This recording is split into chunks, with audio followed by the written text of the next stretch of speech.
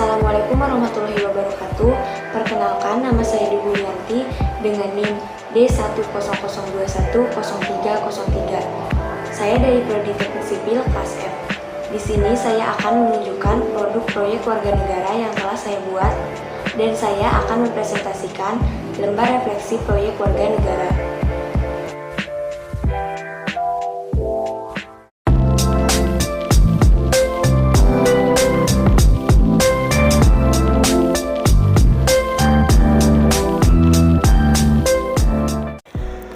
Pajak Bumi dan Bangunan atau PBB adalah pajak yang dipungut atas tanah dan atau bangunan yang ditanggung oleh orang pribadi atau badan yang mendapatkan keuntungan dan atau kedudukan sosial ekonomi yang lebih baik karena hak tersebut. Objek bumi dalam pajak bumi dan bangunan meliputi sawah, ladang, kebun, tanah, pekarangan, tambang. Sedangkan untuk objek bangunan dalam pajak bumi dan bangunan meliputi rumah tinggal, bangunan usaha, gedung bertingkat, pusat perbelanjaan, pagar mewah, kolam renang, jalan tol. Pajak bumi dan bangunan pada dasarnya diatur dalam beberapa undang-undang di Indonesia, yaitu yang pertama Undang-Undang Nomor 12 Tahun 1994 tentang perubahan atas Undang-Undang Nomor 12 Tahun 1985 terkait pajak bumi dan bangunan yang mengatur semua tentang pungutan atas pajak bumi dan bangunan. Yang kedua, Undang-Undang Nomor 28 Tahun 2009 tentang pajak dan retribusi daerah. Nilai jual objek pajak atau NJOP adalah harga rata-rata yang diperoleh dari transaksi jual beli yang terjadi secara wajar. Dan bila mana tidak ada transaksi jual beli, NJOP ditentukan melalui perbandingan harga dengan objek lain yang sejenis nilai perolehan baru atau NJOP pengganti. Pasal 1 Angka 3 UU PBB. Adapun dasar penetapan NJOP untuk bumi dan bangunan berdasarkan pada faktor-faktor berikut. 1. Beberapa faktor yang menentukan dasar penetapan NJOP bumi yaitu 1. Letak, 2. Pemanfaatan, 3. Peruntukan, 4. Kondisi lingkungan. Yang kedua, beberapa faktor yang menentukan dasar penetapan NJOP bangunan yaitu 1. Bahan yang digunakan dalam bangunan, 2. Rekayasa, 3. Letak, 4. Kondisi lingkungan. Terdapat 3 tahap yang dilakukan dalam menghitung pajak bumi dan bangunan yaitu yang pertama, menetapkan nilai jual objek pajak. Definisi dari nilai jual objek pajak sendiri merupakan besarnya harga atas objek baik bumi maupun bangunan atau dapat dikatakan pula sebagai harga untuk properti tanah dan bangunan.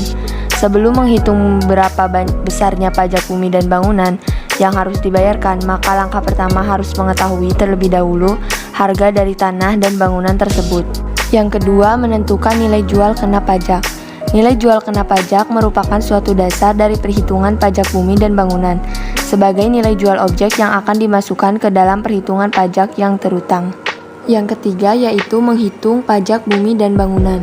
Setelah mengetahui nilai jual objek pajak NJOP dan nilai jual kena pajak NJKP, maka dapat langsung menghitung pajak bumi dan bangunan dengan menggunakan rumus berikut ini. PBB sama dengan 0,5% dikali NJKP. Gambar tersebut merupakan contoh surat pajak bumi dan bangunan.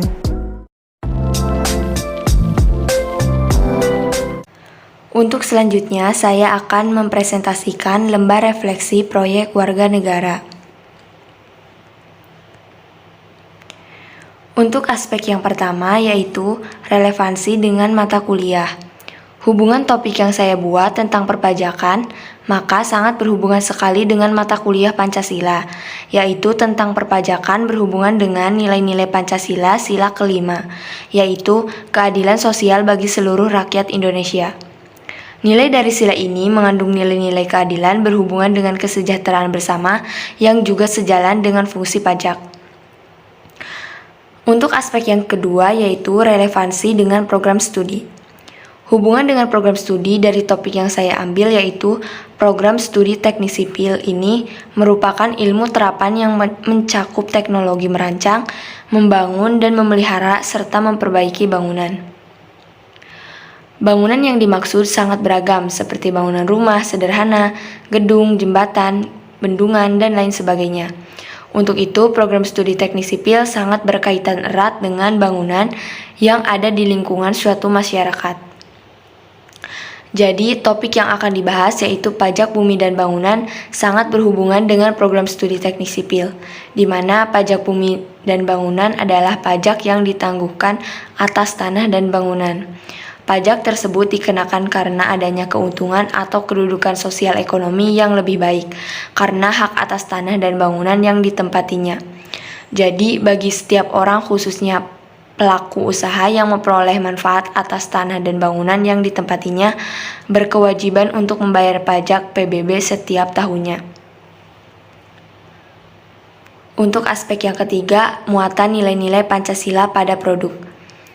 Hubungan antara topik yang saya bahas yaitu tentang pajak bumi dan bangunan dengan nilai-nilai Pancasila termuat dalam sila kelima Pancasila yang berbunyi keadilan sosial bagi seluruh rakyat Indonesia.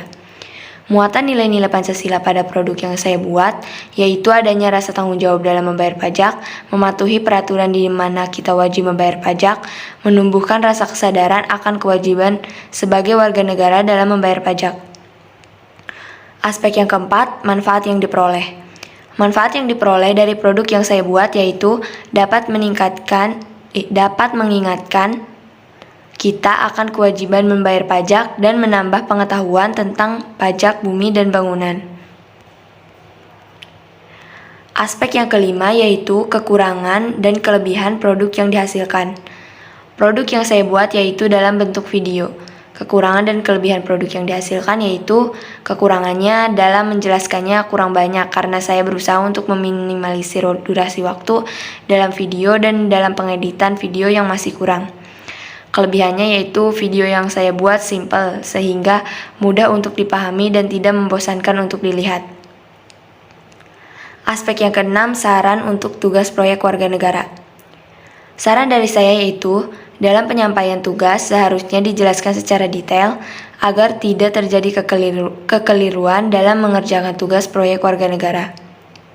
Sekian presentasi dari saya, kurang lebihnya mohon maaf. Wassalamualaikum warahmatullahi wabarakatuh.